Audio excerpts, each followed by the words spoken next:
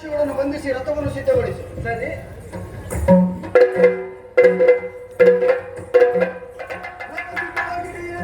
ಏರಿಕೊಳ್ಳಬೇಕು ಅಂತಾದ್ರೆ ನಮ್ಮದಾದಂತಹ ಕರ್ತವ್ಯವನ್ನು ನಾನು ಮರೆಯಬಾರದು. ನಮ್ಮದು ಏನಿದ್ರು ಪರಂಪರೆಯನ್ನು ಮೀರಿ ವ್ಯವಹರಿಸುವುದು ನಾವಲ್ಲ. ಹೀಗಾಗಿ ದೊಡ್ಡಪ್ಪನ ಆಶೀರ್ವಾದ ಪಡೆದಿದ್ದೇನೆ. ಇಷ್ಟೇ ಸಾಲದು, ಶತಕದ ತ್ರಾಣಿಯಾದಂತಹ ಭೀಮಸೇನ ಮಹಾಪ್ರಭುಗಳು ತೋಳು ಬಲ ನನ್ನ ಶರೀರದಲ್ಲಿ ಕೂಡಿ ಬರಲಿ ಎನ್ನುವ ಹಾಗೆ ಇಲ್ಲಿದ್ರೆ ನಮಸ್ಕರಿಸಿ ಆಶೀರ್ವಾದವನ್ನು ಬೇಡಿಕೊಂಡು ಹಾಗಾಯಿತು. ನನ್ನ ತಂದೆಯವರು ಸದ್ಯ ಸನಿಹದಲ್ಲಿಲ್ಲ, ಅವರ ಆಶೀರ್ವಾದವು ನನ್ನ ಮೇಲೆ ಇರಲಿ. ಚಿಕ್ಕಪ್ಪಂದಿರಾದಂತಹ ನಕುಲ ಸಹದೇವರಿಗೂ ಪ್ರತ್ಯೇಕವಾಗಿ ಹೊಂದಿಸಿದೆ. ಕೆದರಿದ ಕೇಶರಾಶಿಯೊಂದಿಗೆ ದೊಡ್ಡ ದ್ರೌಪದಿ ದೇವಿಯವರು ಕಣ್ಣೀರು ಸುರಿಸ್ತಾ ಇತ್ತು. ಅವರಿಗೂ ಸಮಾಧಾನದ ಮಾತುಗಳನ್ನು ಹೇಳಿದೆ.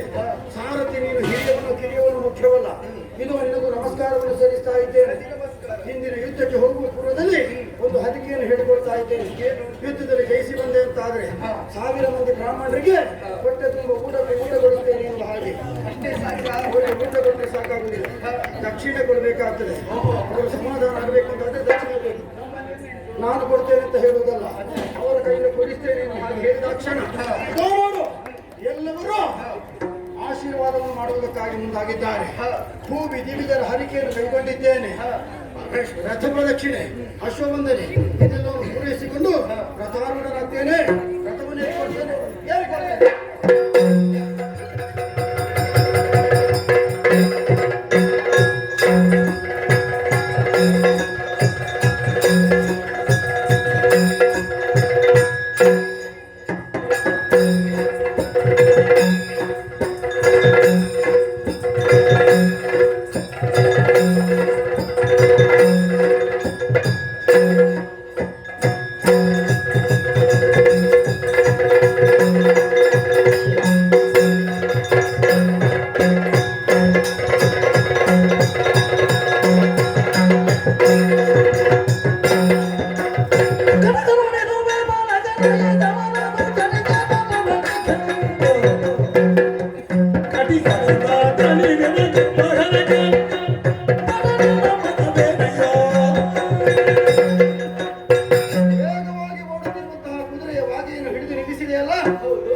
ಕಾರಣ ಇದೆ.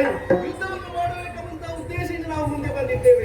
ಮುಂದೆ ನೋಡಿದೆ ಕೌರವರ ಸೇನೆಯನ್ನು ನೋಡ್ತಾ ಇದ್ದೇವೆ. ಅಲ್ಲಿರುವಂತಹ ವೀರರ ಜೊತೆಗೆ ಹೋರಾಡಬೇಕೆಂಬಂತ ಉದ್ದೇಶ ನಮ್ಮದಾಗಿರಬಹುದು. ಆದ್ರೆ ಇದು ಹೇಗಾಯ್ತು ಗೊತ್ತೇ? ಇನ್ನೊಬ್ಬ ತನ್ನ ಕೊರಳಿನ ಬಲವನ್ನರಿಯದೆ ದೊಡ್ಡ ಬಂಡೆಕಲ್ಲನ್ನು ಹೊರುವುದಕ್ಕೆ ಹೋದನಂತೆ. ಆತನ ಕೊರಳನ್ನೇ ಕತ್ತರಿಸಿಕೊಂಡ. ಅದೇ ರೀತಿ ಇವನನ್ನು ಗೆಲ್ಲುವುದು ನಾವು ಬಿಡು, ಶಿವಕುಮಾರನಿಂದಲೂ ಅಸಾಧ್ಯ. ನಂತರವನ್ನು ಹಿಂದಕ್ಕೆ ಹಾರಿ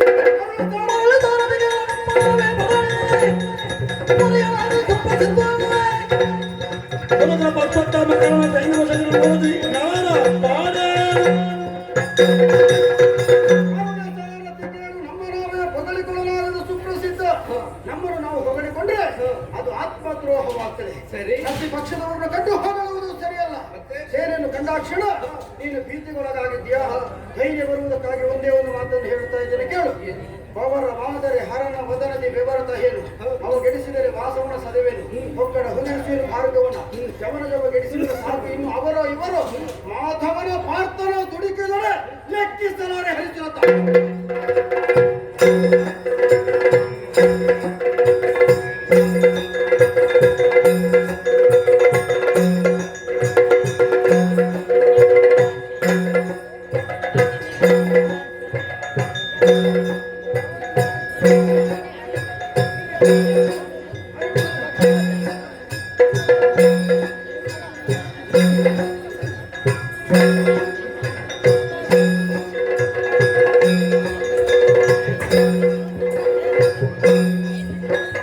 Thank you.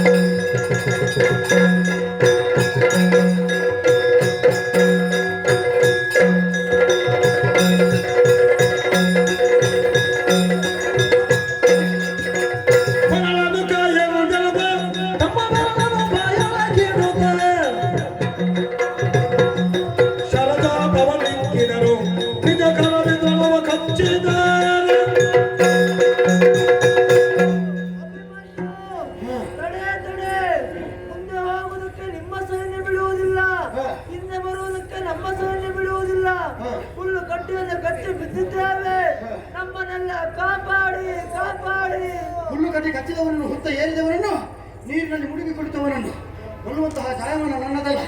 ಬದುಕಿ ಮೇಲೆ ಹೋಗಿ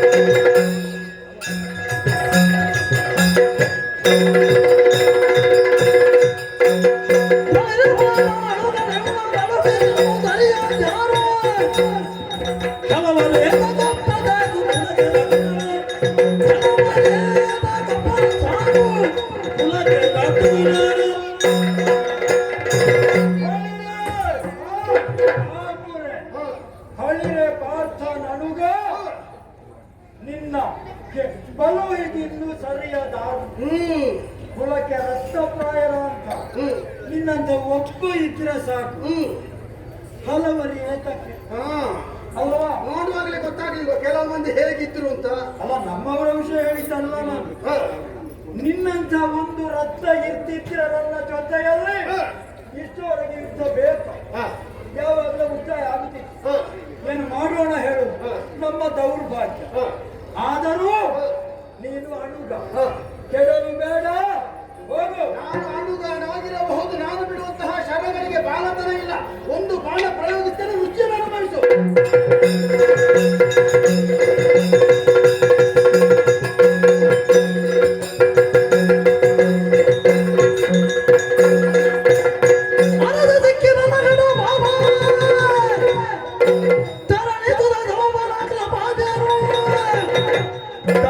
ಸಜ್ಜಾದಳ ಒಬ್ಬರಿದನು ಕಲಿ ದ್ರೋಣ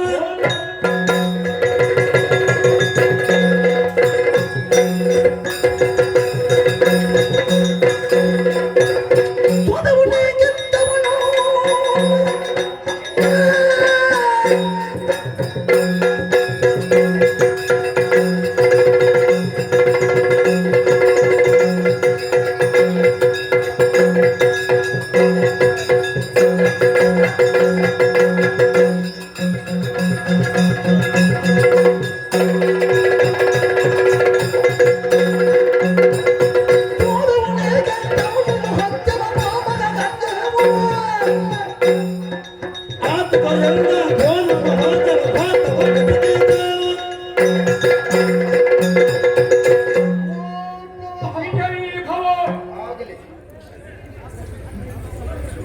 ನಿಮಗಿಲ್ವ ಇರುವ ಉಲ್ಲಾಸವು ನಿಮ್ಮ ಕಡೆಯಲ್ಲಿರುವವರಿಗಿಲ್ಲಲ್ಲ. ಕೆಲವಿದ್ದವೇ ಇಲ್ಲ ಅನ್ನದನ್ನಕ್ಕೆ ಎಷ್ಟೊತ್ತಿಗೆ ಬೀಳುದು ಸರುದಿ ಸೇನಾಧಿಪತಿ ಎದುರು ಬೀಳುದ ಮಗ ಸೈನಿಕರು ಸೇನಾಧಿಪತಿಯನ್ನು ಕೊಲ್ಲುವುದು ಮೊದಲು ಅದನ್ನು ತಿಳ್ಕೊಂಡು ಬರ್ಬೇಕು. ಯಾರು ಎಲ್ಲಿ ಎಷ್ಟೊತ್ತಿಗೆ ಬೀಳಬೇಕು ಅಂತ ಇವರು ಇದನ್ನು ತೆಗೆದು ಬೀಳಲಿಕ್ಕೆ ಕಾಯ್ದು ಹೋಗಲಿ. ಇದು ಸರಿಯಾಗದೇ ಇದ್ದಕ್ಕೆ ನಾವು ಯಾಕೆ ಕಲಿಸ್ಲಿಕ್ಕೆ ಹೊರಡು? ಆಗ ನಾವು ಕಲ್ತದ್ದು ಬರ್ತೋಗಿ ಕುಮಾರ ಪ್ರತಿಸ್ಪರ್ಧಿಯನ್ನು ಪ್ರತಿಯಾಗವನ್ನು ವಿಜಯೀ ಭವ ಅನುಗ್ರಹಿಸಿದೆ. ನನ್ನ ಬ್ರಾಹ್ಮಣ್ಯ ಒಬ್ಬ ವಿರೋಧಿ ಕಟುಕ ವಂಚಕ ದುಷ್ಟ ಬ್ರಾಹ್ಮಣನಿಗೆ ನಮಸ್ಕರಿಸಿದ್ರೆ ಅವ ಹೇಳಿದ ವಿಜಯೀ ಭಾವ, ಹೇಳದಿದ್ರೆ ಅವರ ಹತ್ರ ಬ್ರಾಹ್ಮಣ್ಯ ಇಲ್ಲ ಅಂತ. ಎದುರು ಇರುವವರು ಅಂತಹ ವಿನೀತ ಭಾವನೆಯಿಂದ ಇರಬೇಕು. ವಿದ್ಯೆಗೆ ವಿನಯವೇ ಭೂಷಣ. ಪಾರ್ಥನ ಮಗನಲ್ಲದೆ ಮತ್ತೊಬ್ಬರಿಂದ ಈ ತರನಾದಂತಹ ನಮಸ್ಕಾರವನ್ನು ನಾನು ನಿರೀಕ್ಷೆ ಮಾಡುವುದೂ ಇಲ್ಲ. ನಿನ್ನಂತವರು 4 ಮಂದಿ ಇದ್ದ ಕಾರಣ ಇದು ನಡೀತಾರೆ. ಅದು ನಿಮ್ಮೆಲ್ಲರ ಆಶೀರ್ವಾದ ಎನ್ನುವುದನ್ನು ನಾನು ತಿಳ್ಕೊಂಡಿದ್ದೇನೆ. ಹಾಗಾದ ಕಾರಣ ನಾನು ಜೊತೆಗಿರುವುದು. ಹೌದು ಹಾಗೂ ಸೋತೆವು ನಾವು. ನಿಮ್ಮಂತಹ ವಾಗ್ಮಿಗಳೆಲ್ಲ ಒಂದು ಮಾತನಾಡುವಂತಹ ಸಂದರ್ಭದಲ್ಲಿ ಹಲವಾರು ಅರ್ಥಗಳಿರ್ತದೆ.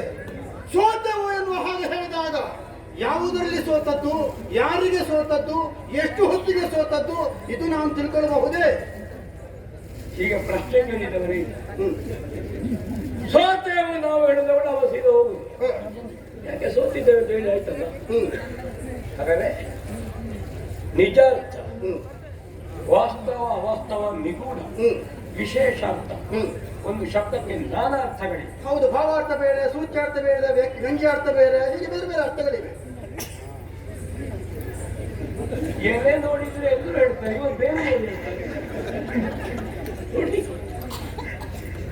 ಇಷ್ಟು ಸಣ್ಣ ಪ್ರಾಯದಲ್ಲಿ ಇವುಗಳು ಇಷ್ಟು ಕಲ್ತ್ರೆ ನನ್ನಷ್ಟು ವರ್ಷ ಬದುಕಿದ್ರೆ ನನಗಿಂತ ಹೆಚ್ಚು ಕಲ್ತಾರು ಅಂತ ಹೋಗ್ತಿದ್ದಾರೆ.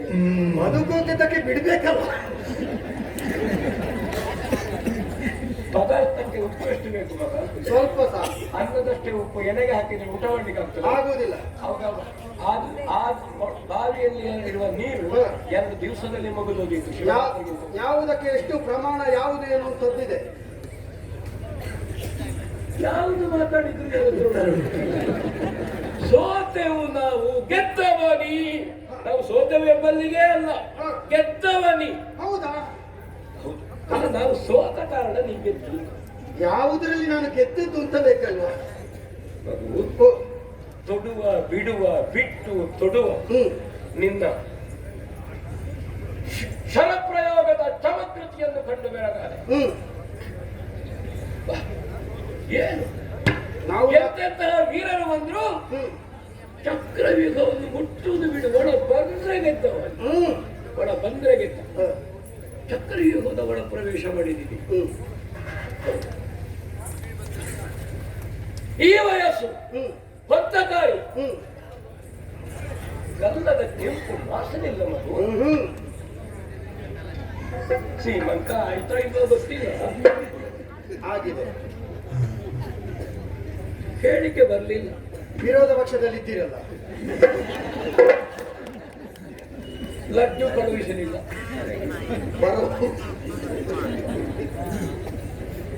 ಲಟ್ಟೆ ಇರ್ಬೋದಲ್ವ?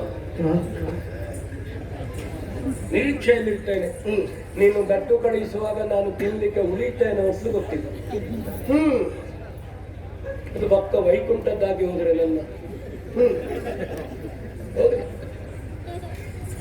ಮಗು, ನಾನು ನಿರೀಕ್ಷಿಸಿದವ ಚಕ್ರವ್ಯೂಹಕ್ಕೆ ಬರಲಿಲ್ಲ.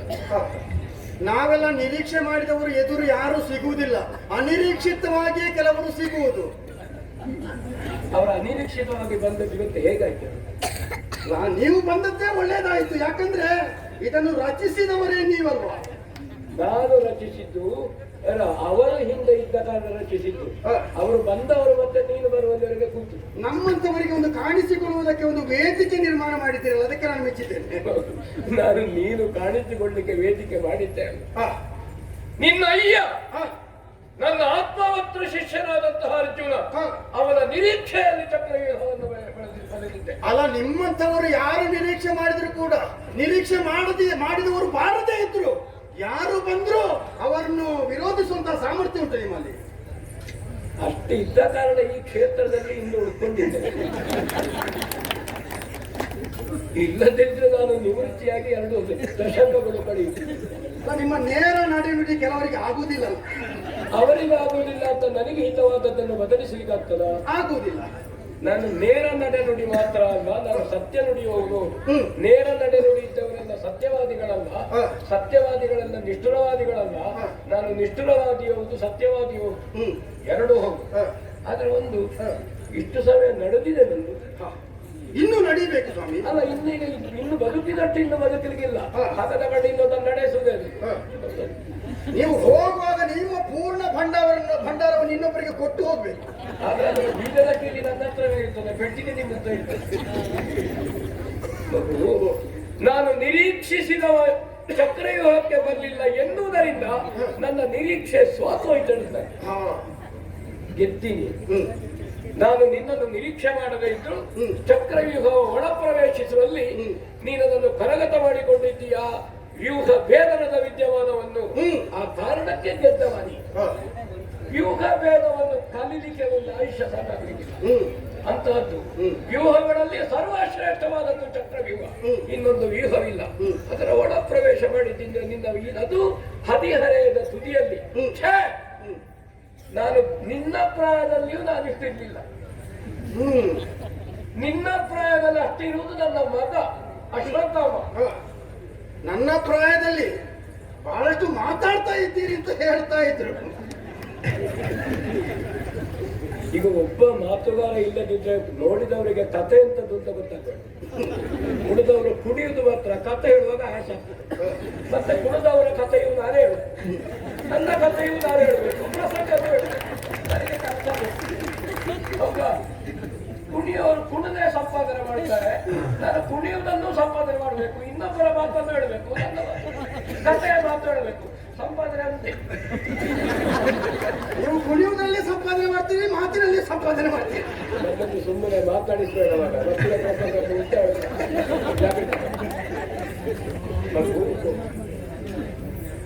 ಶಿಶು ಹತ್ಯದ ಪಾಪಕ ಕಂಜುವೆನು.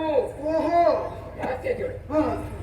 ಈ ಕ್ಷೇತ್ರದಲ್ಲಿ ಅಂದ್ರೆ ಯುದ್ಧ ಕ್ಷೇತ್ರದಲ್ಲಿ, ಉಳಿದದಲ್ಲಿ ಅಲ್ಲ, ದೊಡ್ಡ ಯುದ್ಧ ಮಾಡಿದ್ಯಾ ನಿನ್ನ ನೆನಪಿನಲ್ಲಿ? ಇದ ಪ್ರಥಮ ಹೇಳಿ ಕೇಳಿ. ನನಗೆ ಯುದ್ಧ ವಿದ್ಯೆ ಮರೆಯುವಷ್ಟು ಯುದ್ಧ ಪಾಲ್ಗೊಂಡ ಯುದ್ಧಗಳಾಗಿ ಹೋಯಿತು. ಹಾಗಂತ ಮರೆತಿದೆ ಅಂತ ಅರ್ಥ ಅಲ್ಲ. ಭೀಷ್ಮರನ್ನು ಉಳಿದ್ರೆ ಕೃಪರು, ಕೃಪರನ್ನು ಉಳಿದ್ರೆ ದ್ರೋಣ, ಭೀಷ್ಮರಿಗೆ 800 ಅಂತ ಹೇಳಿದ್ರೆ ನಮಗೆ ತುಂಬಾ ಕಡಿಮೆ ಅಲ್ಲ, ನಮಗೊಂದು 600-700 ಆಯ್ತು. ಇಷ್ಟು ವರ್ಷ ಭರದ್ವಾಜರಿಂದ, ಅಗ್ನಿವೇಶರಿಂದ, ಪರಶುರಾಮರಿಂದ ಮಗ ಪಡೆದಷ್ಟು ಆಶ್ಚರ್ಯ ಆದದ್ದು. ಅಷ್ಟು ಪಡೆದನಲ್ಲ ಅಂತ ನೀವು ಪಡೆದ ಒಂದು ಇಷ್ಟು ದೊಡ್ಡ ಉತ್ತರ ಬಾಳ ಬಿಲ್ಲು ನಿಮಗೆ ಧರಿಸಿ ಗೊತ್ತುಂಟ ಮಗ. ನೀವು ಬಾಣ ಅಂತ ಬರೀಲಿಕ್ಕೆ 3 ದಿವಸ ಬೇಕು. ಹೇಳಿದ್ರೆ ನನಗೆ ನಾನೇ ಅಭಿನಂದನೆ ಭಾಷಣ ಮಾಡಿಕೊಂಡಾಗ ಬೇಡ. ಹಾಗಣ ಯುದ್ಧೋದ್ಯಮದಲ್ಲಿ ನನ್ನ ಎತ್ತರ, ನನ್ನ ಬಿತ್ತರ, ನನ್ನ ಅನುಭವ, ಅದರಲ್ಲಿ ನೀನು ಶಿಶು ಹೇಳಿದ್ರೆ ಸರಿ, ಅದರಲ್ಲಿ ಶಿಶು ಅರ್ಥ ಆಯ್ತು. ಧನುರ್ವೇದದ ಅಧಿಷ್ಠಾತ್ರವಾದಂತಹ ದ್ರೋಣರು ಹಾಲ್ಕಲ್ಲದ ಹಸು ಅಭಿಮನ್ಯವನ್ನು ಕೊಂದು ಕಳೆದರಲ್ಲ, ಲೋಕಾಪವಾದಕ್ಕೆ ನಾನು ಒಳಗಾಗುತ್ತೇನಲ್ಲ, ಶಿಶು ಹತ್ಯದ ಪಾತಕದ ಅಂಜುವೆ ಮಗ, ಅಂಜುತ್ತೇನೆ. ಇಷ್ಟವರೆಗೆ ಯುದ್ಧ ಭೂಮಿಯಲ್ಲಿ ಕಣ್ಣೀರು ಬರಲಿಲ್ಲ ಮಗ. ನಿನ್ನ ಮೈಯಲ್ಲಿ ನಾನು ಕೆನ್ನೀರು ಹರಿಸಿ ನನ್ನ ಕಣ್ಣಿನಲ್ಲೇ ನೀರು ಬರುವ ಹಾಗೆ ಮಾಡಬೇಡ ಅಂತ ನಿನಗೆ ನನ್ನ ನೆನಪೇಳ. ಅದಕ್ಕೊಂದು ಬಾಣ ಅಂದ್ರೆ ಏನು ಅಂತ ಗೊತ್ತಾಗಬೇಡುವ, ಒಂದು ಸಣ್ಣ ಕಿರು ಬಾಣದಿಂದ ಹೊಡೆದರು. ಇದು ಪ್ರತ್ಯಸ್ತ್ರ.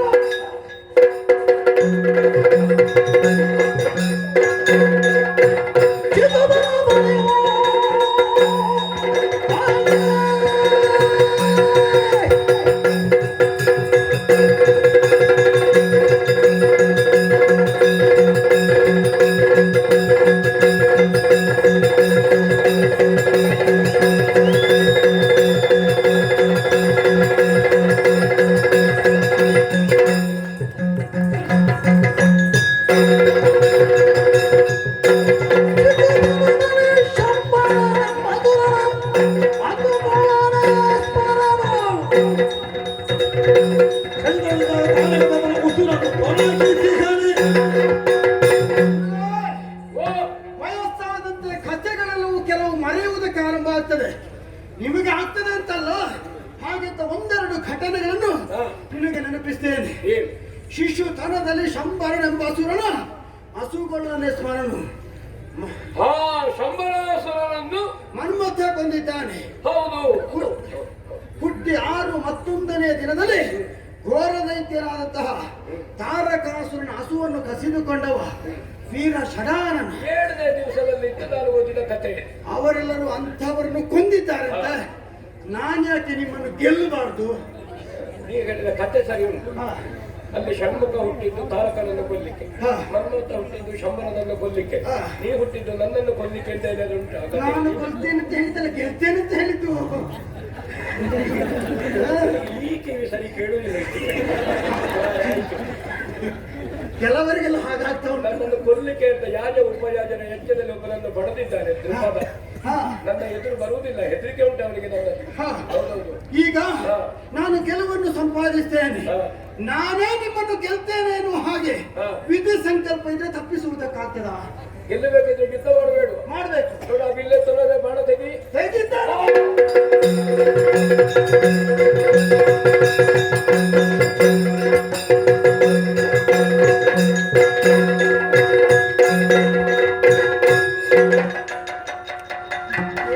ಯುದ್ಧ ಹೊತ್ತು ಮಧ್ಯಾಹ್ನವಾಯಿತು ನೋಡಿ. ಯುದ್ಧ ನಾನಲ್ಲ, ಇವರು ಮಾಡುದು ನೋಡಿ. ದ್ರೋಣನಿಗೆ ಬಾಣ ಬಿಡುವಾಗಲೂ ನೀವು ನಮ್ಮ ಪಕ್ಷದವರ ಕೆಟ್ಟವಾಗಿ ನಾನಿಂದ ನಿಮಗೆ ಹೇಳುದಿಲ್ಲ. ನನ್ನ ಬೆರಳಿಗೆ ಬಾಣ ಬೀಳುವಾಗ ಇವರೆತ್ತು ಹೋಗುದು, ಅವತ್ತು ಇವರು ನಂಬುದು. ಪಕ್ಷದವರು ಮಧ್ಯಾಹ್ನದ ಊಟ ಬಂದ ಭಕ್ತಿಯಲ್ಲಿ ಹಸ್ತವನ್ನು ಕಟ್ಟಿಕೊಂಡು ಮೊದಲು ಯುದ್ಧ ಭೂಮಿಯಲ್ಲಿ ಹೋಗುವುದು ಮೊದಲು.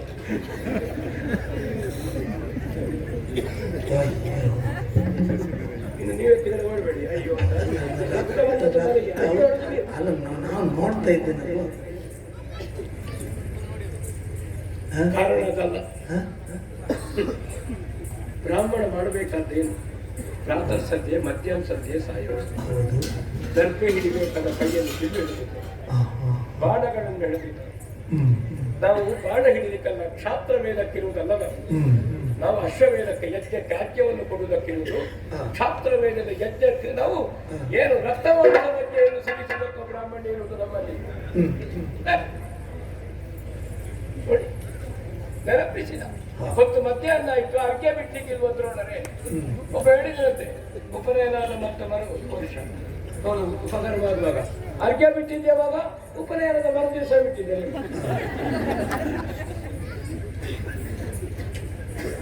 ಕೆಲವರಿಗೆ ಸಂಶಯ ಬಂದಿತ್ತು, ದ್ರೋಣ ಏಕಲವ್ಯನ ಹೆಬ್ಬೆರಳು ತೆಕ್ಕೊಂಡಿದ್ದಾನೆ ಅಂತ. ನಾ ತೆಕ್ಕೊಂಡದ್ದಲ್ಲ, ಅವ ಯಾವ ಮಣ್ಣಿನ ಮೂರ್ತಿಯಿಂದ ವಿದ್ಯೆ ಕಲ್ತಿದ್ದಾನೋ ಆ ಮಣ್ಣಿನ ಮೂರ್ತಿಯ ಬುಡದಲ್ಲಿ ಹೇಳಿದ್ದ, ನಾವು ಇಟ್ಲಿಲ್ಲ.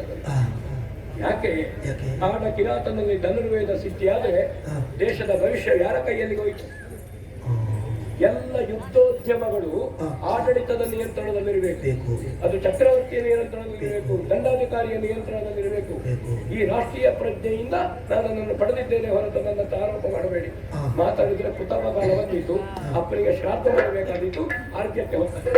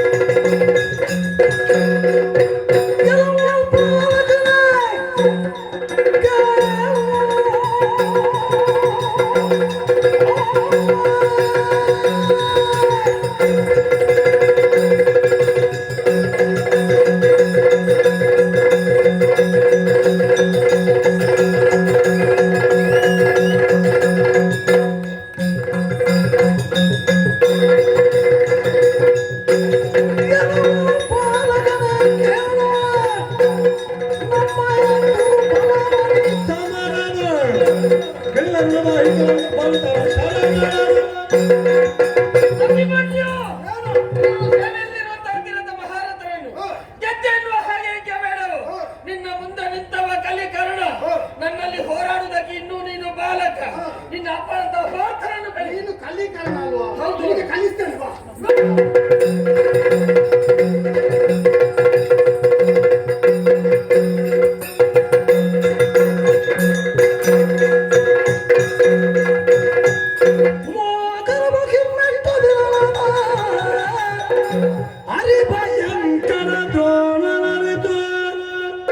ಕೃಪನಿಂಗೆ ವಿಸ್ತರಿಸಿದವು ಪನಗನ್ನ ಹರನೀತ ಶಿಶುರೇ ಕಂಕರದೋಳು ಬೆಳೆದನು.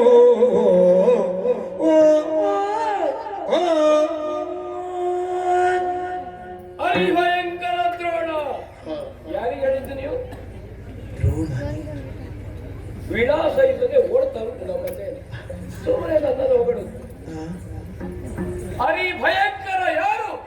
ಅಭಿಮನ್ಯು ಕುಮಾರ ದ್ರೋಣ. ಯಾರು ಎಚ್ಚರಿಸಿದ್ರು ನನ್ನನ್ನು? ಅಟ್ಟಿ ಹೊಯ್ದನು ದಂತಿಗಳ ಹುಡಿಗುಟ್ಟಿದನು ವಾಜಿಗಳ ತೇರಿನ ತಟ್ಟುಗಳ ಸೀಳಿದನವಿಗೆ ಕಾಲಾಡು ಹುರಿಯೊಡೆದು ಮೈ ತೆಗೆದು ಸಲೆ ಕೈದು ಹಾಕಿ ಮನೆ ಮೊಗ ತಿರುಹ ಹೆಚ್ಚಲು ಕೊಚ್ಚಿದನು ಚತುರ್ಬಲವ. ಅಟ್ಟಿ ಹೊಯ್ತನು ದಂತಿಗಳ ಹುಡಿಗುಟ್ಟಿದನು ವಾಜಿಗಳ ತೇರಿನ ತಟ್ಟುಗಳ ಸೀಳಿದನು. ಇವ ಹರಿಭಯಂಕರ, ದ್ರೋಣ ಹರಿಭಯಂಕರ ಅಂತ ಇವತ್ತು. ಇಲ್ಲ ಸ್ವಾಮಿ, ನಾವು ಬದುಕಿದ್ರಲ್ಲೂ ನಿಮ್ಮ ಆರೋಗ್ಯ ಕೇಳುದು. ನಾನೇ ಎಲ್ಲಿಯನ್ನು ಬೇಸಿಗೆಯನ್ನು ಹೊರನಾಡಿದ್ರೆ ನಿಮ್ಮ ಆರೋಗ್ಯ ಕೆಡಲಿಕ್ಕುಂಟ? ನಾನು ಒಂದೇ ಹೇಳ್ತೇನೆ, ಅವರವರ ತಲೆಯಡಿಗೆ ಅವರವರ ಕೈ. ಅವರಿದ್ದಾರೆ ಇವರಿದ್ದಾರೆ ಅಂತ ನೀವು ನಂಬಬೇಡಿ. ಒಟ್ಟಿಗಿರುವಂತಹ ಶ್ರುತಿಯನ್ನು ನಂಬಬೇಡಿ. ಅದು ಕೈ ಕೊಟ್ಟರೆ ನೀವು ಗಂಟಲಿಲ್ಲ. ನಿಮ್ಮೊಟ್ಟಿಗೆ ಹೌದಾ? ನನ್ನೊಟ್ಟಿಗೆ ನೀವು, ನಾನು ಹೋಗುವ ಆಲೋಚನೆಯಲ್ಲಿದ್ದೇನೆ. ನನ್ನೊಟ್ಟಿಗೆ ನೀವು ಹೋಗಬೇಕು. ಇಡೀ ತಿರುಗಾಟದಲ್ಲಿ ಗೊತ್ತೇನೆ ಕೊಡಿ, ಮತ್ತೆ ಎಲ್ಲಿ ಬೇಕಾದ್ರೆ ಅಷ್ಟೇ ಹೇಳುತ್ತೇನೆ. ನಿಮ್ಮ ತಲೆಯಡಿಗೆ ನಿಮ್ಮ ಕೈ. ಹಾಗಾದ್ರೆ ಯಾವುದಕ್ಕಾದ್ರೂ ಬದಲಿಗೆ ಜನ ಸಿಗಬಹುದು. ಊಟಕ್ಕೆ ಬದಲಿಗೆ ಹೋದ್ರೆ ನಮ್ಮ ಹೊಟ್ಟೆ ತುಂಬುವುದಿಲ್ಲ. ದೇವರ ಸೇವೆ ಬದಲಿ ಕೊಟ್ಟರೆ ಅನುಗ್ರಹ ನಮಗಾಗುವುದಿಲ್ಲ. ಸಾಯಲಿಕ್ಕೆ ಬದಲು ಜನ ಸಿಗುವುದೇ ಇಲ್ಲ. ನನಗೆ ಬದುಕಬೇಕು ಅಂತ ಉಂಟು. ನಿಮಗೆ ನೀವೇ ಹೊಣೆ. ಸೇನಾಧಿಪತಿ ಇದ್ದಾರೆ ಅಂತ ನೀವು ಧೈರ್ಯದಿಂದ ಕೂತ್ಕೊಳ್ಬೇಡಿ. ಸೇನಾಧಿಪತಿ ಸ್ವಲ್ಪ ಹಿಂದೆ ಇದ್ದಾರೆ.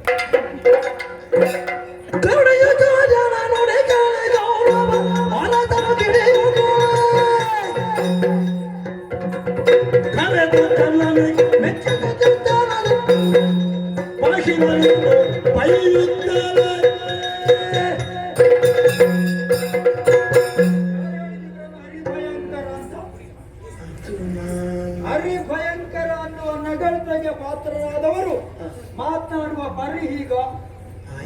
ಸೇನಾಪತಿಗಳು ಹೇಳಿದಂಥದ್ದು ಅವರವರ ತಲೆಗೆ ಅವರವರ ಕೈ. ಒಟ್ಟಿನಲ್ಲಿ ಇವರ ಭಾಷೆಯಲ್ಲ ಹೇಳುವುದಿದ್ರೆ ನನಗಂತೂ ಕೈ ಕೊಟ್ಟದ್ದು ಹೌದಲ್ವ? ಏನು ಮಾಡುವುದು ಹೇಳಿ? ನಮ್ಮ ಗ್ರಹಚಾರವೇ ಕೈ ಕೊಟ್ಟಿದೆ. ಯಾರನ್ನು ನಂಬಲಿ?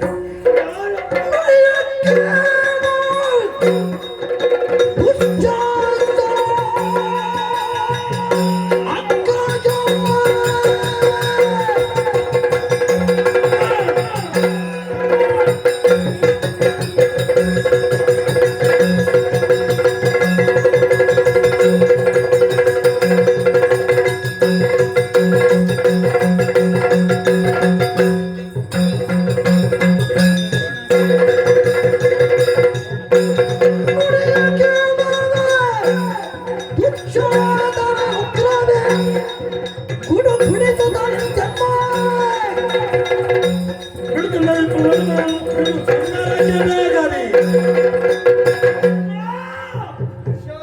ಅಡಿದಾವರೆಗಳಿಗೆ ವಂದಿಸಿಕೊಳ್ತಾ ಇದ್ದಾರೆ. ಒಳ್ಳೆಯದಾಗಲಿ. ನಿನ್ನ ಚಿಂತೆಯನ್ನು ಅರಿತೇನೆ ಕೆಳ ಬಂದವರಿದ್ದಾರೆ.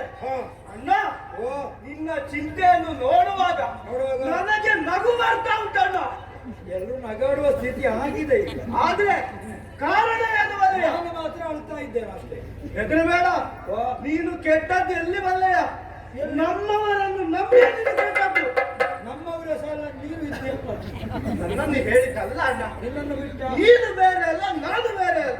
ಆಯ್ತು. ನೀನು ಹೇಳಿದಂತಹ ಮಾತನ್ನು ಶಿರದ ಮೇಲೆ ಹೊತ್ತುಕೊಂಡು ಮಾಡುವವನಿದ್ದೇನೆ. ಹೌದಪ್ಪ. ದ್ರೋಣಾಚಾರ್ಯರು ಬಂದು ಹೇಳಿದಂತಹ ಒಂದು ಪ್ರಸಂಗ ಸಾಕು. ಅಲ್ವಾ? ಶಿರದಲ್ಲಿ ಹೊತ್ತದ್ದು ಖಂಡಿತ. ಕೊನೆಗೆ ಆ ಸೀರೆಯ ರಾಶಿಯಲ್ಲಿ ನಿನ್ನನ್ನು ಹೊತ್ತದ್ದು. ಅದು ಬೇಕಾಗಿದೆ ಈಗ. ಅದಲ್ಲ ಹೇಳಿ. ಅದು ಹೌದು. ಗುರುಗಳಂತಹ ದ್ರೋಣಾಚಾರ್ಯರು ಬಂದರು. ಅರ್ಜುನನೊಬ್ಬ ತಪ್ಪಿದರೆ ತಪ್ಪಿಸಿದ್ದಿ. ಆ ಬಳಿಕ ಬಂದು ಅಭಿಮನ್ಯು ತಪ್ಪಿದ್ದಾರೆ. ಮತ್ತೆ ಬರ್ತಾರೆ. ಪಾಂಡವರೆಲ್ಲರೂ ತಪ್ಪಬೇಕು ಎಂಬುದಾಗಿ ಹೇಳ್ತಾರೆ. ಅಣ್ಣ, ಹೇಳು. ಇದು ನಿನ್ನ ಸ್ವಂತಿಕೆಯೋ ಯಾರಾದ್ರೂ ಹೇಳಿಕೊಟ್ಟ? ನನ್ನ ಸ್ವಂತಿಕೆ ಹೇಳುದಣ್ಣ. ಈಗ ನೀನು ಒಪ್ಪಿ ಯುದ್ಧವನ್ನು ಮಾಡಿ ಜಯದೇವಿಯನ್ನು ಅಪ್ಪಿಕೊಳ್ಳುವುದು ಯಾವಾಗ ಹೇಳು? ನಮಗೆ ಗೆಲುವು ಬಂದಾಗ. ಆ ಗೆಲುವು ಬರಬೇಕು ಅಂತಾದ್ರೆ ನಿನ್ನ ತಮ್ಮ ದುಶ್ಯಾಸನಿದ್ದಾನೆ. ಕೊಡುವ ಕೊನೆಯನ್ನು ಒಟ್ಟು ಏನು ಮಾಡ್ತೀನಮ್ಮ?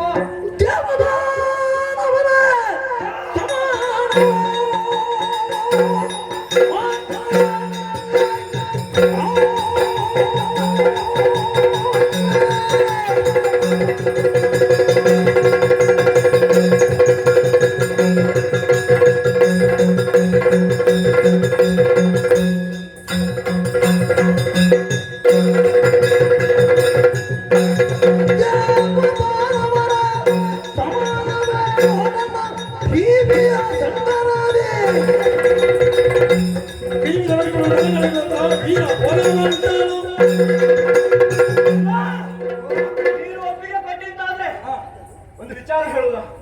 ಸಣ್ಣ ಕತೆ. ನೀನು ಸ್ವಲ್ಪ ಹಿಂದೆ ಹೋಗ್ಬೇಕಣ್ಣ. ನಡೆಯಲ್ಲಿ ಹಿಂದೆ ಹೇಳಿದ್ದಲ್ಲ, ಕಥೆಯಲ್ಲಿ ಹಿಂದೆ ಹೋಗಬೇಕು. ಎಲ್ಲರೂ ಹಿಂದೆ ಸರಿತಾ ಇದ್ದಾರೆ, ನೀನು ಅದನ್ನ ಹೇಳ್ತೀಯ ಅಂತ ಗ್ರಹಿಸಿದ್ದೆ. ಏನಪ್ಪ ಈ ಹಿಂದೆ ಸುರಾಸುರರು ಸೇರಿ ಸಮುದ್ರ ಮಥನವನ್ನು ಮಾಡುವಂತಹ ಕಥೆ ನಿನಗೆ ತಿಳಿದಿದೆಯೋ? ಇವತ್ತು ಅಲ್ವಾ? ಆ ಸಂದರ್ಭ ಕಳೆದುಕೊಂಡಂತಹ ಸುವಸ್ತುಗಳನ್ನು ಪಡೆಯುವುದಕ್ಕಾಗಿ ಸಮುದ್ರವನ್ನು ಮತಿಸಿದ್ರಂತೆ. ಒಂದೊಂದೇ ಸುವಸ್ತುಗಳು ಬಂದಂತೆ. ಕೊನೆಯದಾಗಿ ಬಂದದ್ದು ಅಮೃತ. ಆರಂಭದಲ್ಲಿ ಬಂದದ್ದು ಎಂತದ್ದು ಗೊತ್ತುಂಟ? ಏನು? ವಿಷ. ಅದಲ್ಲ ಖಂಡ. ಅದಾಯ್ತಲ್ಲ. ನಮಗೆ ಬೇಡ ಅನ್ನೋದು. ನಮಗೆ ಬೇಕಾದ ಅಮೃತವೇ. ನೆನಪಿಸಿದ್ದಷ್ಟೇ. ಖಂಡಿತ. ಈ ಸಂದರ್ಭ ನಾನು ಹೋಗ್ತೇನೆ. ಆ ಪಾಂಡವರನ್ನು ಮತಿಸಿ ಅವರ ರುಂಡ ಮುಂಡವನ್ನು ಬೇರ್ಪಡಿಸಿ ಅಮೃತವನ್ನು ನಿನಗೆ ತಂದು ಕೊಡ್ತೇನೆ. ಅದೇ ಜಯಬೇರಿಯನ್ನು ತಂದು ಕೊಡ್ತೇನೆ. ಜಯ ಅನ್ನುವ ಅಮೃತವನ್ನು ಹಾ, ಪಾನ ಮಾಡುವ ಸೌಭಾಗ್ಯ ನಿನ್ನಿಂದ ನನಗೆ ದೊರಕುತ್ತದೆ ಅಂತ ಆದ್ರೆ ಇಷ್ಟಾರ್ಥ ಸಿದ್ಧಿರಸ್ತು. ಹಾಗೆ ಆಗಲಿ.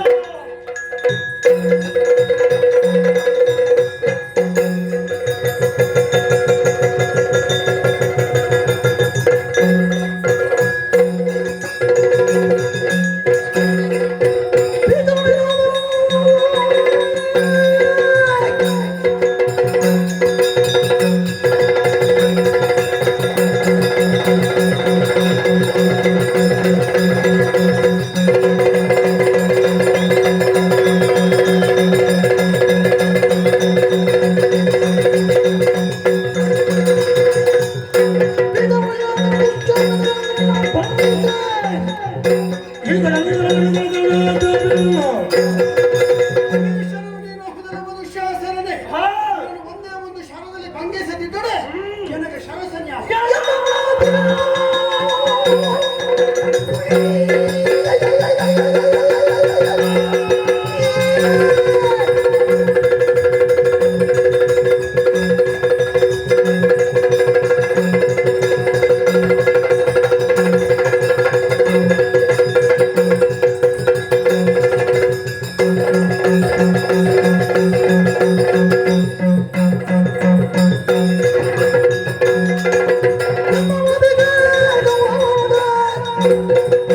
ನಿಂದು ಅಂದು ನಡೆದಾಗ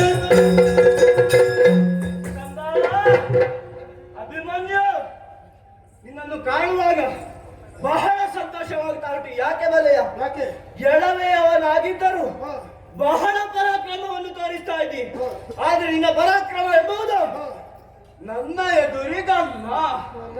ಏನೇ ಇದ್ರು ನೇರದಿಂದ ದಳಪುವಂತಹ ಭೀಮಸೇನಲ್ಲಿಗೆ ಹೋಗು. ಖಾಲಿ ದುಶ್ಯಾಸನ ಬಂದಿದ್ದಾನೆಂಬುದಾಗಿ ಹೇಳು. ನನ್ನ ಜೊತೆಗೆ ಯುದ್ಧ ಮಾಡುವುದಕ್ಕೆ ಅರ್ಹತೆ ಇರುವುದು ಆತನಿಗೊಬ್ಬನಿಗೆ. ಒಂದು ಮಾತು ಕೇಳ್ತೀಯ? ಏನು? ಹೊಳೆಯನ್ನು ದಾಟಿದ ಮೇಲೆ ಸಾಗರವನ್ನು ದಾಟುವುದಕ್ಕೆ ಮುಂದುವರಿಬೇಕು. ಹೌದು. ಇದೊಂದು ಹೊಳೆ ಎನ್ನುವ ಹಾಗೆ ತಿಳ್ಕೊ. ಹಾ. ಮೊದಲು ನನ್ನನ್ನು ಜಯಿಸು, ಆಮೇಲೆ ಅಪ್ಪ ಬರ್ತಾರೆ, ಗೊತ್ತಾಯ್ತು? ದೊಡ್ಡಪ್ಪ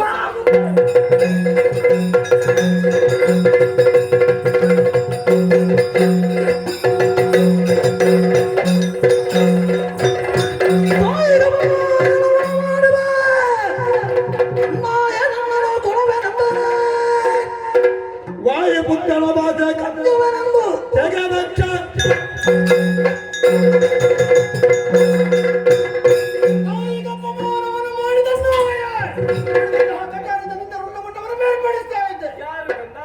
ಭಕ್ತನ ನೆನಪಾಯ್ತು. ತುಂಬಿದ ಸಭೆಯಲ್ಲಿ ದೊಡ್ಡಪ್ಪ ಭೀಮಸೇನ ಶಪಥಬದ್ಧರಾಗಿದ್ದಾರೆ. ಸೀರೆಯ ಸರಿಗೆಗೆ ಕೈ ಇಕ್ಕಿದಂತಹ ನಿನ್ನ ಉರವನ್ನು ಬಗೆಯುತ್ತೇನೆ, ಕರುಣನ್ನು ತೆಗೆಯುತ್ತೇನೆ ಎನ್ನುವ ಹಾಗೆ. ಅವರ ಭಾಷೆ ಬಂಜೆ ಆಗಬಾರ್ದು. ಅದು ಇರ್ಲಿ. ನೀನು ನಾಯಿ ಅಂತ ಯಾರಿಗೆ ಹೇಳಿದ್ದು? ನಿನ್ನ ನಾನು ನಾನು ನಾಯಿ. ನಾನು ನಾಯಿ ಅಂತಾದ್ರೆ ನನ್ನ ಸಂಬಂಧಿಕರೆಲ್ಲರೂ ನಾಯಿವಾರಿಗಳಾಗುವುದಿಲ್ಲ. ನಾವು ಒಳ್ಳೆಯವರ ಸಂಬಂಧ ಮಾತ್ರ ಇಟ್ಟುಕೊಳ್ಳುದು, ಕೆಟ್ಟವರ ಸಂಬಂಧ ಇಟ್ಟುಕೊಳ್ಳುದಿಲ್ಲ, ಗೊತ್ತಾಯ್ತಾ? ನೀನು ಯುದ್ಧ ಮಾಡುವುದಕ್ಕೆ ಜನ ಅಲ್ಲ. ಎಲ್ಲಿಯಾದ್ರೂ ಅಬಲ ಹೆಣ್ಣು ಮಕ್ಕಳಿದ್ರೆ ಸೀರೆ ಸೆಳೆಯುವುದಕ್ಕಾದಿತ್ತು. ಅಲ್ಲ, ಇನ್ನು ಸೀರೆ ಸೆಳೆಯುವುದಕ್ಕೆ ಕಷ್ಟ ಆಗಿತ್ತು. ಬಟ್ಟೆ ಮಾಡುವುದಕ್ಕಾದಿತ್ತು. ಈಗ ಇನ್ನೆಲ್ಲಾದ್ರೂ ನೃತ್ಯ, ಇನ್ನೆಲ್ಲಿಯಾದ್ರೂ ರಣಕ್ಷೇತ್ರದಲ್ಲಿ ಕಾಣಿಸಿಕೊಂಡೆ ಅಂತ ಆದ್ರೆ ನಾನು ಸ್ವಂತ ಮಾಡಿದೆ. ಆಯ್ತು ಕಂದ, ಬಹಳ ದಿನ ಆಯ್ತು.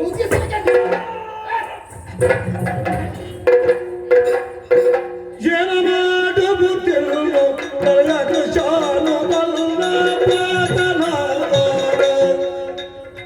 ಸೋನು ಮತ್ತಿಗಳು ಸೆಣಗಲೇ ಸೋನಗಳೇ ಏನ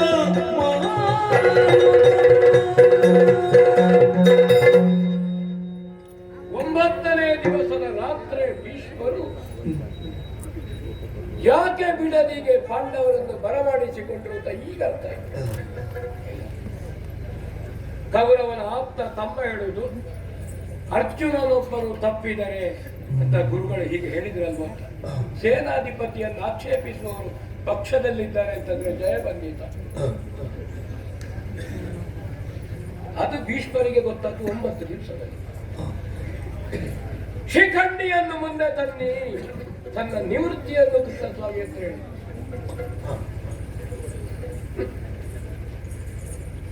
ನನಗೆ ಭೀಷ್ಮರಿಗಿದ್ದ ಮೋಹ 9 ದಿವಸ ಆದ ಮೇಲೆ ಅವ್ರಿಗೆ ಗೊತ್ತಿಲ್ಲ ಅಂತಲ್ಲ, ನನಗೆ 2 ದಿವಸದಲ್ಲಿ ಗೊತ್ತಾಯ್ತು ಇವುಗಳ ಹಣೆ ಬರ ಇಷ್ಟೇ.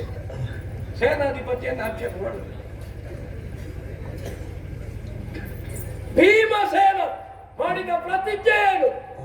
ದುಶ್ಯಾಸನಸ್ಯ ರುದಿರಂ ಪಾತೋಸ್ಮಿ ಮೃಗರಾಡಿವ. ಮೃಗದಂತೆ ದುಶ್ಯಾಸನನ ರಕ್ತ ಕುಡಿಯುತ್ತೇನೆ ಅಂತ 10,000 ಆನೆ ಬಲವುಳ್ಳ ಭೀಮಸೇನನ ಪ್ರತಿಜ್ಞೆ. ಇವ ಹುಚ್ಚು ಮಾತಾಡ್ತಾ ಇದ್ದಾನೆ. ಯಾರನ್ನು ಹೊಗಳಬೇಕು, ಯಾರನ್ನು ತಗೊಳ್ಬೇಕು ಹೇಳಿದೆವು ಈ ಯುದ್ಧ ಪರ್ವದಲ್ಲಿ. ಇದು ಹಣೆ ಬರ. ಕಳೆದ ಭವದಲ್ಲಿ ಮಾಡಿದಂತಹ ಪಾಪ ಈ ಭವದಲ್ಲಿ ಇಂತಹ ಅಸಭ್ಯರಿಂದ ನಾವು ಬೇಡದೇ ಇದ್ದ ಮಾತನ್ನು ಕೇಳಿಸಿಕೊಂಡು ಸ್ವಯಂ ಕೃತ ಅಪರಾಧ. ಒಬ್ಬ ಚತುರ್ವೇದಿಯಾಗಿ ನಾವು ಇರುತ್ತಿದ್ರೆ ಇವತ್ತು ಭಾರತಾದ್ಯಂತ ಗುರುಕುಲದಲ್ಲಿ ಅಂತೇವಾಸಿಯಾಗಿ ವಿದ್ಯೋಪದೇಶ ಮಾಡ್ಕೊಂಡಿದ್ದ ಮಗನಿಗೆ ಕುಡಿಯುವುದಕ್ಕೆ ಹಾಲು ಹೆತ್ತವಳ ಎದೆಯಲ್ಲಿಟ್ಟಿಲ್ಲ ಸ್ವಾಮಿ. ಹೆತ್ತವಳ ಎದೆ ಒಣಗಿ ಹೋಗಿದೆ ಮಗು ಹೊರಗೆ ಬರುವಾಗ. ಎಲ್ಲ ತಾಯಂದಿರ ಎದೆ ಮಗು ಹೊರಗೆ ಬರುವಾಗ ಅಮೃತವಾಗುವುದು. ಎದೆಯಲ್ಲಿ ಹಾಲು ತುಂಬಿಕೊಳ್ಳುವುದು. ಆದರೆ ಅಶ್ವತ್ಥಾಮ ಹುಟ್ಟುವಾಗ ನನ್ನ ಹೆಂಡತಿ ಎದೆ ಒಣಗಿ ಹೋಯಿತು. ಹಾಲಿಲ್ಲ ಕುಡಿಲಿಕ್ಕೆ. ನೆರೆ ಮನೆಯವರು ಅಕ್ಕಿ ಹಿಟ್ಟನ್ನು ಕಲಸಿಕೊಟ್ಟು ಹಾಲು ಕುಡಿ, ಹಾಲು ಕುಡಿದು ಅವರಿಗೆ ಹಾಲು ಕುಡಿದು ಅದರ ರುಚಿಯೇ ಗೊತ್ತಿಲ್ಲ. ಅಪ್ಪ ಹಾಲು ಕುಡಿದಿದ್ದೇನೆ, ಇಡೀ ಅಕ್ಕಿ ಹಿಟ್ಟು ಅಂಟಿಕೊಂಡಿದ್ದು. ಮಗನ ಹತ್ರ ಹೇಳಿದೆ, ಹೌದಾ ಮಗ, ಹಾಲು ಹೇಗಿತ್ತು? ಚೆನ್ನಾಗಿತ್ತಪ್ಪ. ಬ್ರಾಹ್ಮಣನಾಗಿ ಸುಳ್ಳು ಹೇಳಬಾರ್ದು, ಹೇಳಬೇಕಿತ್ತು ಸತ್ಯ. ಅದು ಹಾಲಲ್ಲ ಮಗ, ನನ್ನ ಬ್ರಾಹ್ಮಣ್ಯ ಅವತ್ತೇ ಸತ್ತೋಗಿದೆ. ಆ ಬಡತನದಿಂದಾಗಿ ಹತ್ತಿರಾವತಿಯ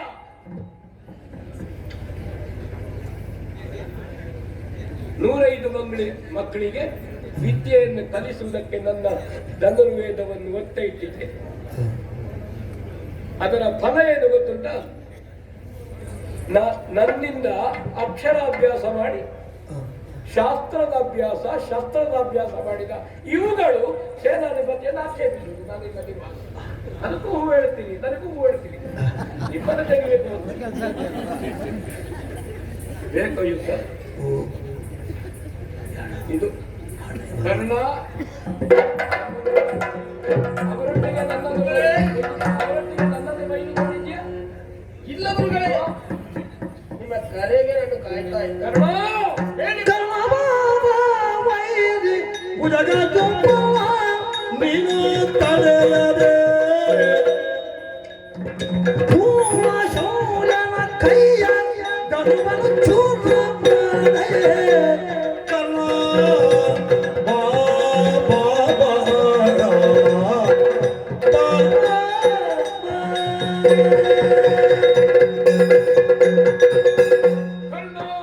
ಆಚಾರ್ಯರೇ, ಧನುರ್ವೇದದ ಅಧ್ಯಯನದಲ್ಲಿ ವೈರಿ ಭುಜಗ ಸುಪರ್ಣ ನೀನು. ಓಹೋ, ಹೆಡೆ ಎತ್ತಿನ ಹಾವೊಂದು ವೈರಿಯಾಗಿದ್ರೆ ಅವುಗಳ ಹೆಡೆಯನ್ನು ಮಡಚುವಂತೆ ಮಾಡುವ ನೀನು ಪಕ್ಷಿರಾಜನಾದಂತಹ ಗರುಡ. ಯಾಕೆ ಅಂತ ಕೇಳಬೇಡ, ನಿನ್ನ ಸಾಮರ್ಥ್ಯವನ್ನು ನಾನು ಗುರುತಿಸಿದ್ದೇನೆ, ಸಾಧ್ಯತೆ ಉಂಟು. ಓಹೋ, ಆ ವೀರ ವಿಕ್ರಮಿಯ ಕೈಯಲ್ಲಿ ಧನುಸ್ಸು ವಿಜೃಂಭಿಸುವಷ್ಟುವರೆಗೆ ನಮಗೆ ಜಯ ಇಲ್ಲ ಕಂಡ ನೆನಪಿಟ್ಟುಕೋ. ಖಂಡಿತ ಅವನ ಅರಿವಿಗೆ ಬಾರದಂತೆ, ಅವನ ಗೋಚರಕ್ಕೆ ಬಾರದಂತೆ ಅವನ ಕೈಯಲ್ಲಿರುವ ಧನುವಿನ ಹಗ್ಗವನ್ನು ಕಡಿ.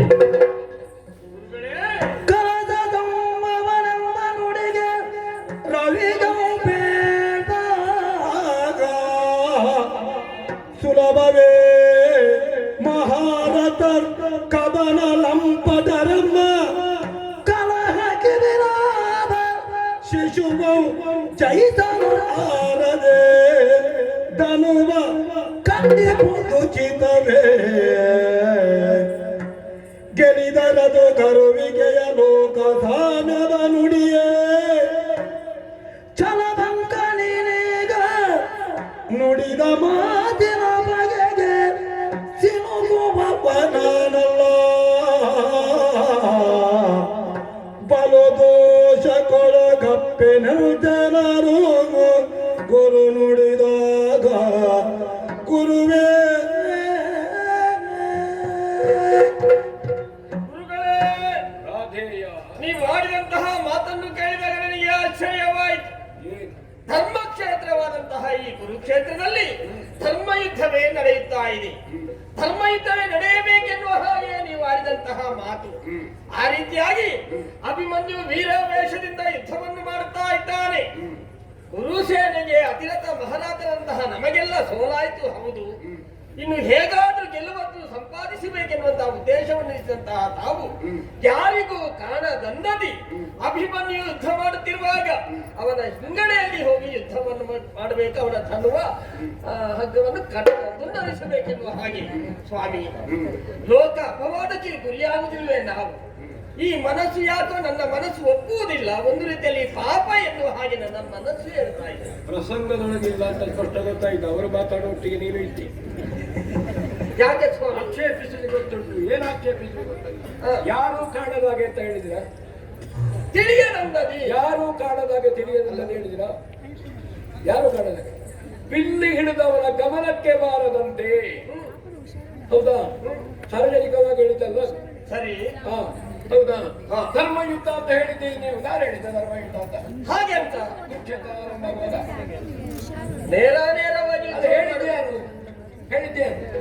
ನಮ್ಮ ಮಾತಿನಿಂದಲೂ ಅದು ಹೀಗೆ ಯಾರು ಹೇಳಿದ್ದು, ಯಾರು ಹೇಳಿದ್ದು ಅಂತ ಗೊತ್ತಿಲ್ಲ ತರ ಹೇಳಬಾರ್ದು, ಆಕ್ಷೇಪ ಮಾಡುದಲ್ಲ. ಹಾ. ಏನು ಗೊತ್ತಿಲ್ಲ ಅವ್ರ ನೈಸಿಯನ್ನು ಹಾ. ನಿಮಗೆ ಬಹಳ ಗೊತ್ತುಂಟು ಅಂತ ಗುರುಗಳೇ, ಯಾರೋ ಹೇಳಿದ್ದನ್ನ ಹೇಳಬೇಡ. ಹಾಗೆ ಅಂತ ನಿಮ್ಮ ಮಾತನ್ನು ನನ್ನ ಆಕ್ಷೇಪಿಸುವುದಿಲ್ಲ. ಮಾತನ್ನು ಆಕ್ಷೇಪಿಸು. ಹಾ. ಯುದ್ಧ ಧರ್ಮ ಬೇರೆ, ಧರ್ಮ ಯುದ್ಧ ಬೇರೆ, ಎರಡು ಕ್ರಮ ಉಂಟು. ಇದು ಸೇನಾಧಿಪತಿ ಹೇಳಿದ್ದು. ತಪ್ಪು ಅಂತ ಹೇಳಿಕ್ಕೆ ಯಾಕೆ ತಪ್ಪು ಹೇಳು? ಯಾಕೆ ತಪ್ಪು?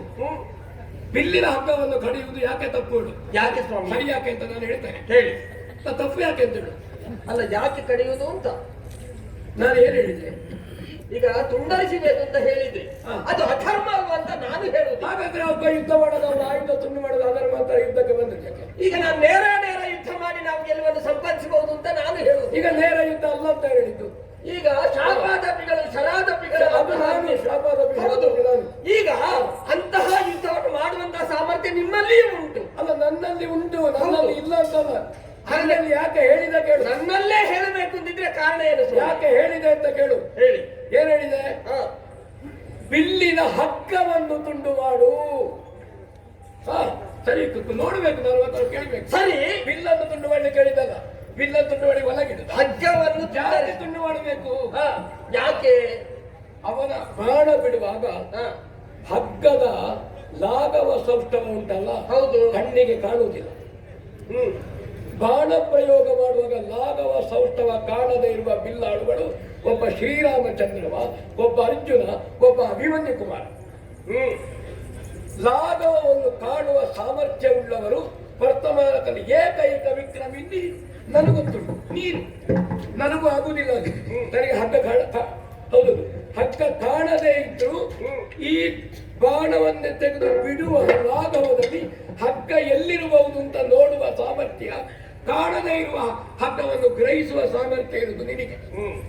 ನಾನು ಮೂಲಪಟ್ಟಿ ಹೇಳುದು, ಅದನ್ನು ಗ್ರಹಿಸಿ ತುಂಡು ಮಾಡುವ ಸಾಮರ್ಥ್ಯ ಇರುವುದು ನಿನಗೆ. ಅದಕ್ಕೆ ನಾನು ನಿನ್ನನ್ನು ಕರೆಯಲಿಲ್ಲ. ನನ್ನ ಮಗ ಇದ್ದಾನೆ, ಅವನಿಗೆ ಗೊತ್ತಿಲ್ಲ, ನಾ ಹೇಳಿಕೊಟ್ಟಿಲ್ಲ. ನಿನಗೆ ಗೊತ್ತುಂಟು. ಯಾಕೆ ಗೊತ್ತುಂಟು? ನನ್ನ ಗುರುಗಳು ಯಾರು? ನನ್ನ ಗುರುಗಳು ಯಾರು? ಹೂ ಹೇಳಬೇಡ. ಹೇಳಿ. ಅಲ್ಲ, ನಿಮ್ಮ ಗುರುಗಳು ಹೇಳಿ. ನಿನ್ನ ಗುರುಗಳೇ ನನ್ನ ಗುರುಗಳು ಹೇಳು. ನಿನ್ನ ಗುರುಗಳೇ ನನ್ನ ಗುರುಗಳು, ನನ್ನ ಹೇಳು. ಗುರುಗಳನ್ನೇ ಬರ್ತೋಗಿದೆ. ಪರಶುರಾಮ ದೇವರು, ಅವರಿಗೆ ಗೊತ್ತುಂಟು, ಅವರು ನನಗೆ ಕಲಿಸಿದ್ದಾರೆ. ಅದು ನಿನಗೊತ್ತುಂಟು ಅಂತ ನನಗೊತ್ತುಂಟು. ಅದನ್ನು ಮಾಡಬೇಕು ಅಂತ ಕೇಳಿದ್ರೆ ಯಾಕೆ ಮಾಡಬಹುದಾ ಸ್ವಾಮಿ? ಕರ್ಣ, ಇದು ವಿಷಯ ಅದಿರುವುದು ಧರ್ಮವಲ್ಲ, ಧರ್ಮವಲ್ಲ ಒಂದು. ಇನ್ನೊಂದು ಹೇಳ್ತಾರೆ, ಯುದ್ಧ ಧರ್ಮ. ಚಕ್ರವ್ಯೂಹ ಸಂಕುಲ ಯುದ್ಧ. ದ್ವಂದ್ವ ಯುದ್ಧದಲ್ಲಿ, ದ್ವೈರಥ ಯುದ್ಧದಲ್ಲಿ ಮಾಡಬಾರದು. ಸಂಕುಲ ಯುದ್ಧದಲ್ಲಿ ಯಾರನ್ನು ನೋಡಿಬಹುದು. ಇದು ಸಂಕುಲ ಯುದ್ಧ. ಇದು ಅದಕ್ಕೆ ಬೇಕಾಗಿ ಅವನ ಗಮನಕ್ಕೆ ಕಾಣದಂದ್ರೆ ಕಣ್ಣಿನಿಂದ ಕಾಣದೆ ಅಂತಲ್ಲ, ಅವನ ಗಮನಕ್ಕೆ ಬಾರದಂತೆ ನೀನು ಅವನ ಕೈಯಲ್ಲಿರುವ ಕಾರ್ಮುಕದ ಹಗ್ಗವನ್ನು ಇಕ್ಕಡಿ ಮಾಡು. ಅದು ಒಂದು ಕಡೆದ್ರೆ ಇಕ್ಕಡಿ ಆಗ್ತದೆ, ಈ ಕಡೆಯಿಂದ ಎರಡು ಕಡಿಬೇಕು ಅಂದ್ರೆ ಆಗ ಮೂರು ಕಡಿ ಆಗ್ತದೆ. ಮಾಡುವಂತ ನಾನು ನಿನ್ನ ಕೇಳಿ. ಇನ್ನೊಂದು ಕಾರಣ ಉಂಟು. ಆಟಕರ್ಣನ ಕೂಡೆ, ಬೇಟೆಕರ್ಣನ ಕೂಡೆ, ಷಟ್ರಸ ದೂಟಕರ್ಣನ ಕೂಡೆ, ವಿನೋದ ವಿಹಾರ ಕರ್ಣನ ಕೂಡೆ, ಕರ್ಣ ಕುರುಪತಿಗೊಂದೇ ಜೀವ, ಕರ್ಣ ಕುರುಪತಿಗೊಂದೇ ಭಾವ. ನೀನು ಆತ್ಮೀಯ. ಎಲ್ಲರೂ ಹೀಗಳಿವಾಗ ನಿನಗೆ ತಿರುಮಂಗಳದಲ್ಲಿ ಪಟ್ಟಾಭಿಷೇಕ ಮಾಡಿಸಿದ್ದಾರೆ ಅಂಗರಾಜ್ಯದ. ಹೌದಾ? ರಾಜಸೂಯ ಲಾಭವೃತ್ತದಿಂದ ಪರಿಪೂರ್ಣವಾದಂತಹ ದ್ರೌಪದಿಯ ಸೆರಗಿಗೆ ಮೊಳ ಹಾಕುವಾಗ ಲೆಕ್ಕ ಮಾಡಿದವ ನೀನು, ಅವನಿಗೆ ಆಪ್ತನಾಗಿ. ಆ ಕಾರಣದಿಂದ ಅವರನ್ನು ಆಪ್ತನಾಗಿ ಮಾಡಬೇಕಾದ್ದು ನಿನಗೆ ಋಣ ಕರ್ತವ್ಯ. ಸರಿ, ಅದಕ್ಕೆ ಹೇಳಿದೆ. ಹಾಗಾದ್ರೆ ಇದ್ರೆ ವರದಿನ ಮಾಡ್ತೇನೆ. ಇಷ್ಟು ಹೇಳಿದ ಮೇಲೆ ತೊಡಗುತ್ತೇನೆ. ಹೌದಲ್ವಾ? ಖಂಡಿತ ನಂಬುತ್ತೇನೆ.